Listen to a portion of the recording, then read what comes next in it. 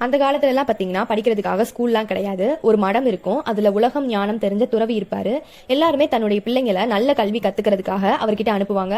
அவங்களும் தன்னுடைய படிப்பு முடிகிற வரைக்கும் அங்கேயே இருந்து அந்த மடத்தை சுத்தம் செய்யறது, தோட்டத்தை பராமரிக்கிறது, சமைக்கிறதுன்னு சொல்லி எல்லா வேலையுமே பகிர்ந்துட்டு செஞ்சுட்டு இருப்பாங்க. அந்த மாதிரி கிராமத்துல இருந்து ரொம்ப தூரமா காட்டுக்கு பக்கத்துல ஒரு மடம் இருந்துச்சு. அங்க இருந்த துறவிக்கிட்ட 100க்கும் மேற்பட்ட மாணவர்கள் அவர்கிட்ட வந்து படிச்சுட்டு இருந்தாங்க. ஒரு நாள் அந்த மடத்துக்கு புதுசா ஒரு மாணவன் வந்து சேர்ந்தான். அவன் வந்த வேகத்திலேயே அங்க இருந்த சக மாணவர்கள் கிட்ட நல்லா பழக ஆரம்பிச்சிட்டான். ஆனா அவனுக்கு படிப்பு மட்டும் ஏறவே இல்லை. மடத்துல இருக்க மொத்த வேலையுமே அவன் தான் செய்வான். அவன் செய்யற வேலை அவ்வளவு சுத்தமா இருக்கும். ஆனா அவனோட குரு சொல்லி கொடுக்கற எதுவுமே அவனுக்கு புரியவே இல்லை. அவனுக்கு சரியா படிப்பு வராததுனால அவனோட நண்பர்கள் எல்லாருமே அவனை கேலி கிண்டல் செய்ய ஆரம்பிச்சிட்டாங்க. அந்த வருட படிப்போட கடைசி நாளும் வந்துச்சு. அந்த ஒரு மாணவனை தவிர மற்ற எல்லா மாணவர்களுமே தேர்வடைஞ்சு அடுத்த வருட படிப்புக்கு போனாங்க. ஆனா அவனால மட்டும் போக முடியல. குருவும் அவனுக்கு என்னென்னவோ வழிகள்ல அவனுக்கு சொல்லி கொடுத்தாரு. அவனுக்கு அப்பையும் ஒண்ணுமே புரியல.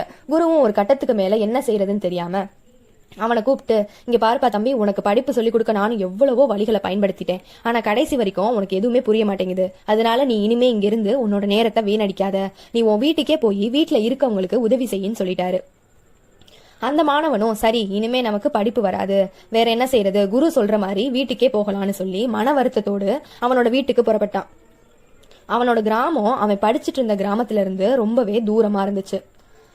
அவன் மடத்தை விட்டு கிளம்புனது மதிய நேரம். வெயில் ரொம்ப அதிகமாவே இருந்துச்சு. எதையோ யோசிச்சுட்டே நடந்து போயிட்டு இருந்தான். அந்த சமயத்துல அவனுக்கு ரொம்ப தாகம் எடுக்க ஆரம்பிச்சிச்சு. வழியில ஒரு கிராமம் வந்துச்சு. எங்கேயாவது தண்ணி கிடைக்குமா அப்படின்னு பாத்துட்டு இருந்தான். தூரத்துல ஒரு கிணறு தெரிஞ்சிச்சு. அந்த கிணத்துல சில பேர் தண்ணி எடுத்துட்டு இருந்ததை அவன் கவனிச்சான். கிணத்துல தண்ணி குடிக்கலான்னு கிணத்துக்கு பக்கத்துல போனான். அந்த கிணத்துல தண்ணி எடுக்கிற கைத்துக்கு கீழே கிணத்தை ஒட்டின மாதிரி ஒரு பெரிய கல் இருந்துச்சு. அந்த கல்லுல நீல நீளமா சில அடையாளங்கள் இருந்ததை அவன் கவனிச்சான். அவன் அங்க தண்ணி இறைச்சிட்டு இருந்த ஒரு பொண்ணு கிட்ட இந்த அடையாளங்கள்லாம் எப்படி உருவாச்சுன்னு அவன் கேட்டான். இந்த அடையாளத்தை நாங்க உருவாக்கல, இங்க நீர் இறைக்க பயன்படுத்துற இந்த கயிற்றுனாலதான் இந்த அடையாளம் உருவாச்சு. நாங்க அடிக்கடி இந்த கிணத்துல இருந்து தண்ணி எடுத்துக்கிட்டே இருப்போம். இந்த கயிறு அந்த கல்லு மேல உரசி அந்த கல்லுல இப்படி ஒரு அடையாளம் உருவாச்சுன்னு அங்க தண்ணி எடுத்துட்டு இருந்த பொண்ணு சொன்னதை கேட்டதும் இந்த மாணவனுக்குள்ள ஒரு யோசனை தோணுச்சு.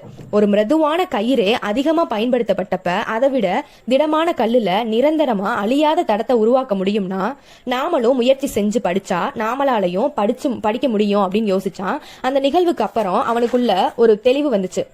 ஒரு புது உற்சாகத்தோட தான் படிச்சிட்டு இருந்த அதே மடத்துக்கு திரும்ப போனான்.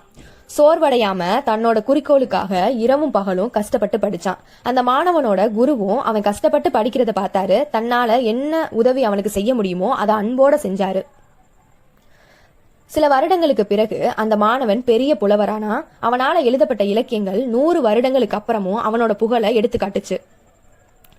இந்த கதையில இருந்து நாம என்ன தெரிஞ்சுக்க வேண்டியதுன்னா, நம்ம வாழ்க்கையில நாம வெற்றியை அடையணும்னா கண்டிப்பா கடினமா உழைக்கணும்.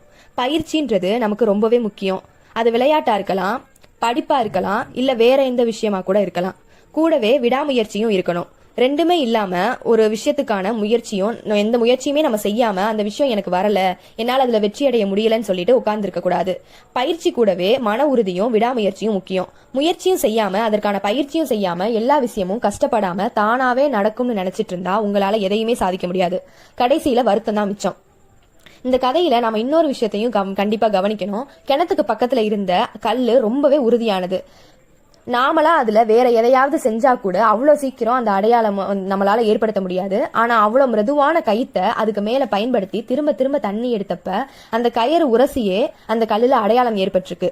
அதையே தான் நாம நம்ம வாழ்க்கையில பயன்படுத்தணும். ஒரு விஷயத்த திரும்ப திரும்ப செஞ்சா கண்டிப்பா அந்த விஷயத்துல பெரிய அளவுல நம்மளால சாதிக்க முடியும். யாரெல்லாம் உங்க வாழ்க்கையில சாதிக்க நினைக்கிறீங்களோ அவங்களுக்காக தான் நான் இந்த விஷயத்த சொல்றேன்.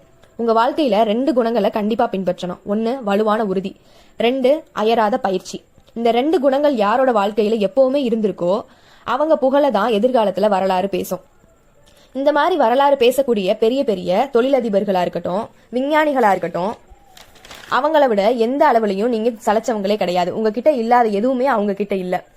ஆனா அவங்களாலலாம் சாதிக்க முடிஞ்சிச்சுன்னா அதுக்கு என்ன காரணம்? அவங்களோட விடாமுயற்சியும் கடினமான பயிற்சியும் தான். அந்த மாதிரி நீங்களும் உங்க வாழ்க்கையில நல்ல இடத்துக்கு போகணும்னு நினைச்சீங்கன்னா விடாமுயற்சியோட அயராத பயிற்சியும் தேவை. எல்லா வேலையுமே செய்யுங்க.